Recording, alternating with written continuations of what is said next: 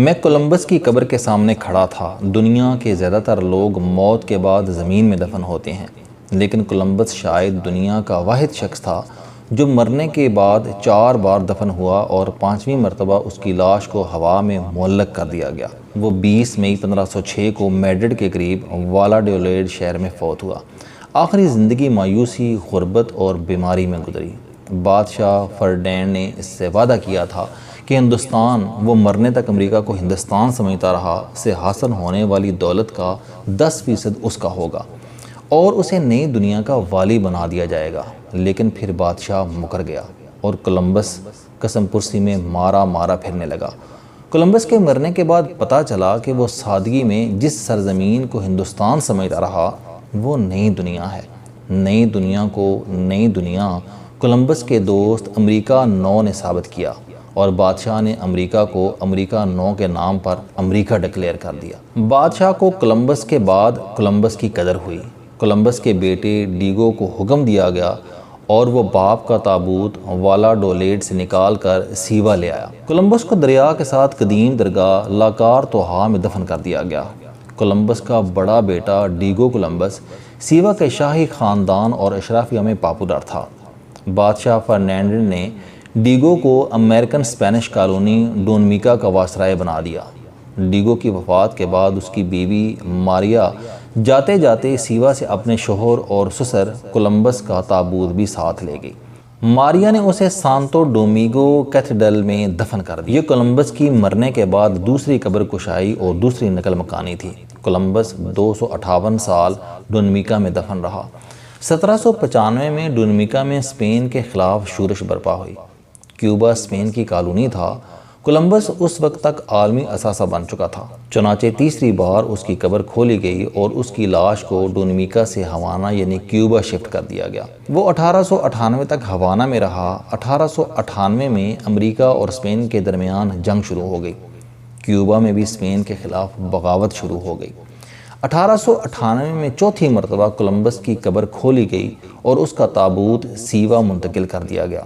سیوا کا کیتھیڈرل اس کی 5ویں اور شاید آخری منزل تھا۔ کولمبس بار بار کی قبر کشائیوں اور منتقلیوں کی وجہ سے 150 گرام کی باقیات بن چکا تھا اور یہ باقیات بھی ہڈیوں کا چورا تھی۔ چنانچہ اسے زمین میں دفن کرنے کے بجائے ہوا میں معلق کرنے کا فیصلہ کیا گیا۔ کولمبس کے لیے آبنوس کی لکڑی اور شاندار تابوت بنایا گیا۔ اسپین کے 4 بڑے بادشاہوں کے مجسمے بنائے گئے اور تابوت ان چاروں کے کندھوں پر رکھ دیا گیا۔ ادھر 1877 میں ڈونمیکا میں سانتو ڈومینگو کیتھیڈرل میں کھدائی کے دوران ایک باکس دریافت ہوا۔ اس کے اوپر کرسٹوفر کولمبس کا نام لکھا تھا اور اس کے اندر 13 بڑی اور 28 چھوٹی ہڈیاں تھیں۔ کھدائی کرنے والوں نے دعویٰ کیا کہ کولمبس کی اسپین لے جانے والی باقیات اصل نہیں ہیں۔ 2002 میں سانتو ڈومینگو اور سیوا میں موجود دونوں قبروں کی دوبارہ کھدائی کی گئی۔ باقیات کا DNA لیا گیا اور یہ DNA سیوا کے کیتھیڈرل میں دفن کولمبس کے دوسرے بیٹے ہرناڈو کی لاش سے میچ کیا گیا تو ثابت ہو گیا کہ سیوا کیتھیڈرل کی باقیات ہی اصل میں کرسٹوفر کولمبس کی باقیات ہیں۔ یہ بھی ثابت ہو گیا کہ کولمبس جوڑوں کے درد، قلب اور جنسی امراض کا شکار تھا اور اس کی موت دل بند ہونے سے ہوئی تھی۔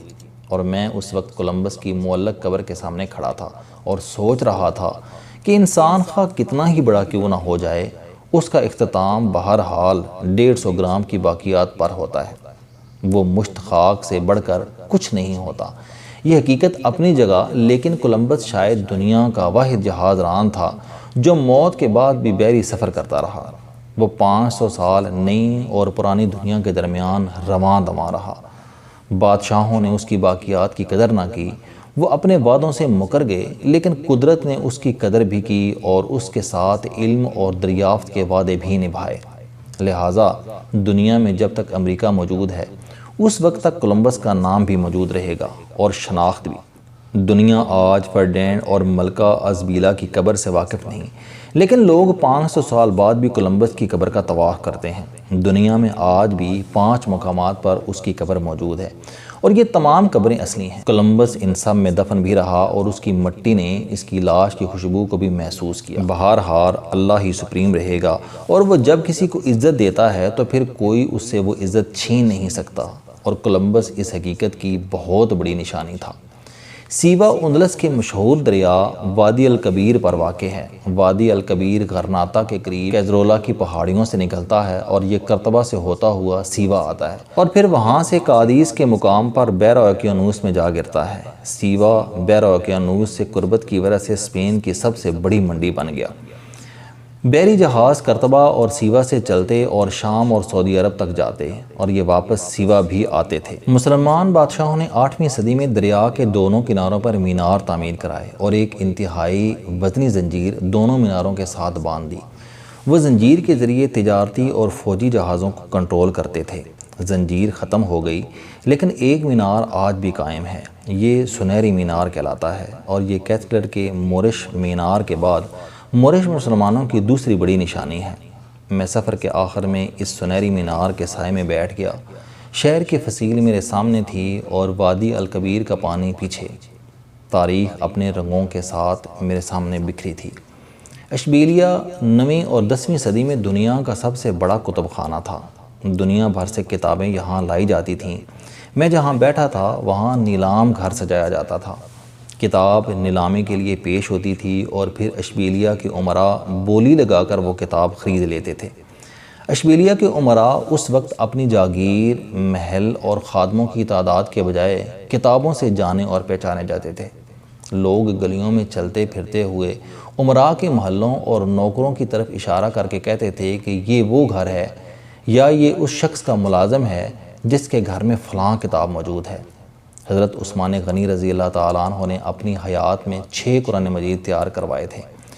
آپ رضی اللہ تعالیٰ عنہ نے ایک نسخہ اپنے پاس رکھا اور باقی 5 عالم اسلام کے اہم ترین مقامات پر بھجوا دیے۔ تاریخ میں ایک ایسا وقت بھی آیا جب یہ 6 کے 6 نسخے اشبیلیہ کے امراء کے پاس تھے۔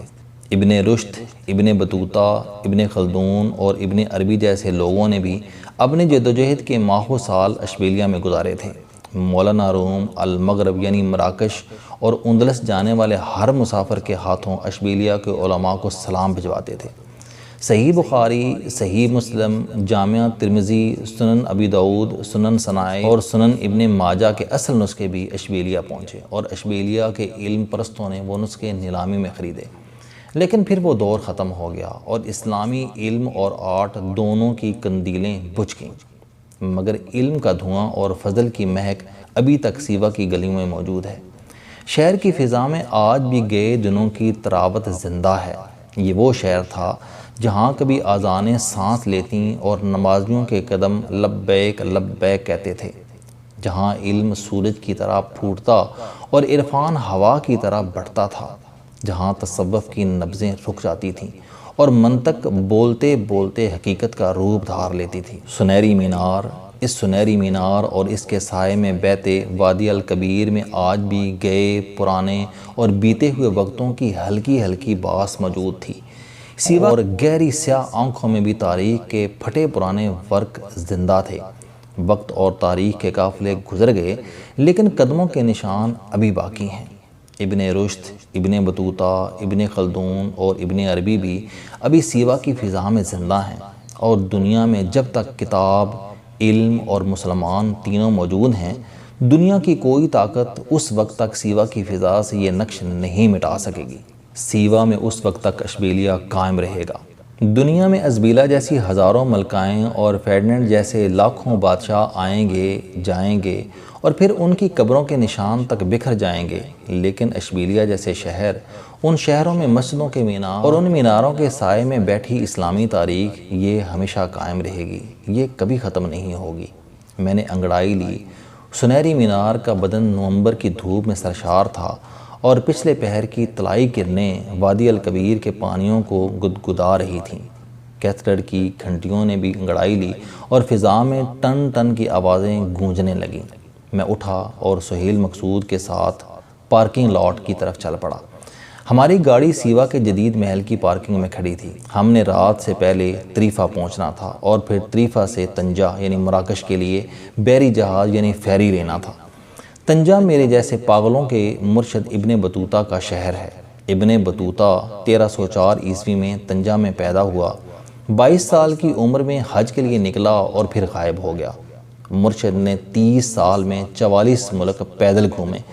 وہ افریقہ، مڈل ایسٹ، سینٹرل ایشیا اور ہندوستان سے ہوتا ہوا چین جا پہنچا۔ 1355 میں واپس آیا تو دماغ کی گٹھری میں ہزاروں ہیرے بندھے تھے۔ فیض شہر اس وقت المغرب یعنی مراکش کا دارالحکومت تھا۔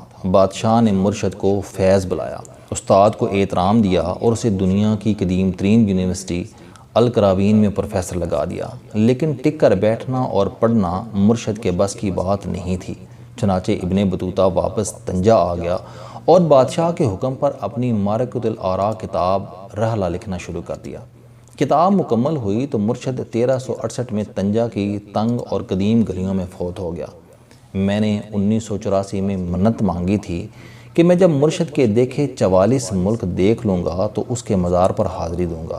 میرا سکور 80 ہو چکا ہے، چنانچہ میں اندھیرے سے پہلے طریفہ پہنچنا چاہتا تھا، مرشد کے قریب پہنچنا چاہتا تھا۔ السلام علیکم دوستو، علم دوستی چینل بنانے کا مقصد موٹیویشنل اور زندگی بدل دینے والی کہانیاں آپ تک پہنچانا ہے۔ مجھے خوشی ہے کہ آپ احباب کو یہ ویڈیوز بہت پسند آ رہی ہیں۔ کوئی بھی شخص جو مایوسیوں میں گھرا ہو یا کوئی بھی شخص جو اپنی زندگی مثبت انداز سے گزارنا چاہتا ہے، اس کے لیے یہ چینل لائف چینجنگ ثابت ہوگا۔ میرا دعویٰ ہے کہ کوئی بھی شخص اگر اس چینل کی ویڈیوز دیکھ اور سن لے گا تو اس کی زندگی بدل جائے گی۔ اگر آپ کو یہ چینل پسند آئے تو اسے سبسکرائب کرنا نہ بھولیں تاکہ ہر نئی آنے والی ویڈیو آپ تک پہنچ سکے۔ اس ویڈیو کو دوسروں تک ضرور پہنچائیں کیونکہ یہ صدقہ جاریہ ہے۔